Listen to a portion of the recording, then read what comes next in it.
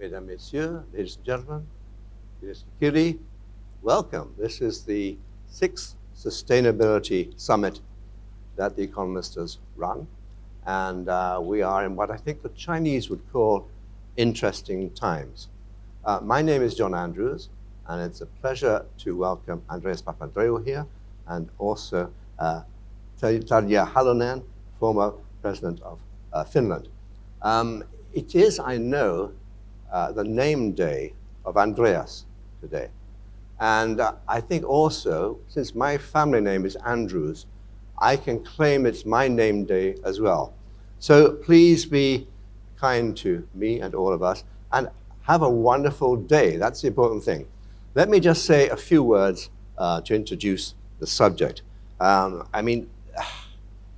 It's a difficult subject because if you look at the title of this summit, it's sustainability in an unsustainable world. And we are, I think, in pretty difficult times. There are 17 Sustainable Development Goals set by the United Nations. And they were set way back in 2015. Well, we're now in 2022, and the goal is to achieve all of those SDGs by 2030. So we only have 8 years left. Well, I think even in the best of times, it would be pretty difficult. The overriding problem, of course, is climate change. We've just had COP27. Before that, we had COP26 in Glasgow, then COP27 in Sharm el-Sheikh. And I'm not sure, well, we'll find out later from Andreas and others, how successful those COP meetings have been or how unsuccessful. But the fact is that we really do have a crisis, an environmental crisis and a climate crisis. Whether we can solve those crises, I frankly don't know. I think at the moment the balance is, I think, rather negative. For two reasons in the immediate past.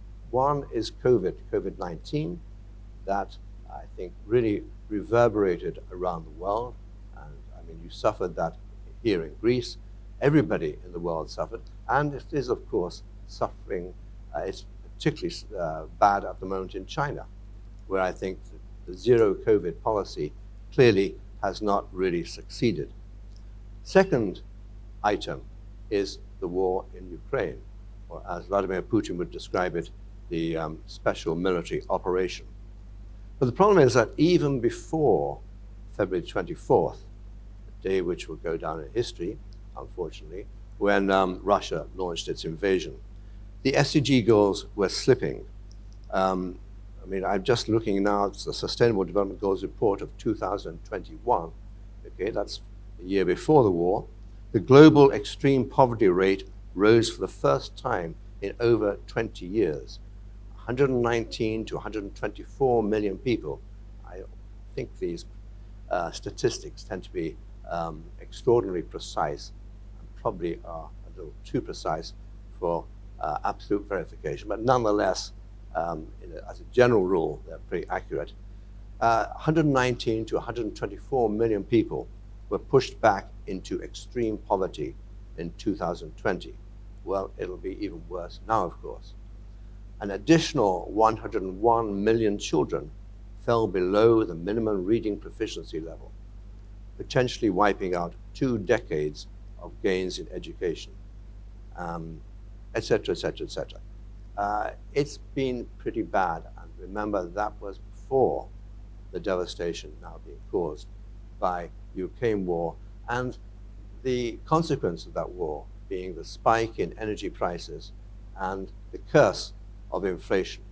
I mean, if you have inflation running at around 10% a year, it means that you are losing a huge amount of ground, and it'll be very difficult and take a long time to recover that ground. So the Ukraine war is making everything worse. It's threatening famine and political unrest in developing countries, basically because both Ukraine and Russia are huge exporters of grain and fertilizer. And it's delaying the transition to a green economy. And it's that transition which we all need to have if we're going to achieve the goal of combating climate change with any efficiency and of achieving the SDGs. Well, can we find any causes for optimism? Well, that's not my task. I'm just a humble journalist, so I can pontificate without any responsibility. But that's really the problem for people like Andreas and other academics and policymakers. Let's hope, this is my hope for our meeting today and tomorrow, let's hope that this meeting will be constructive. Let's make sure that Greta Thunberg, who I think is an admirable young lady, cannot criticize us for having merely blah blah, as you would say.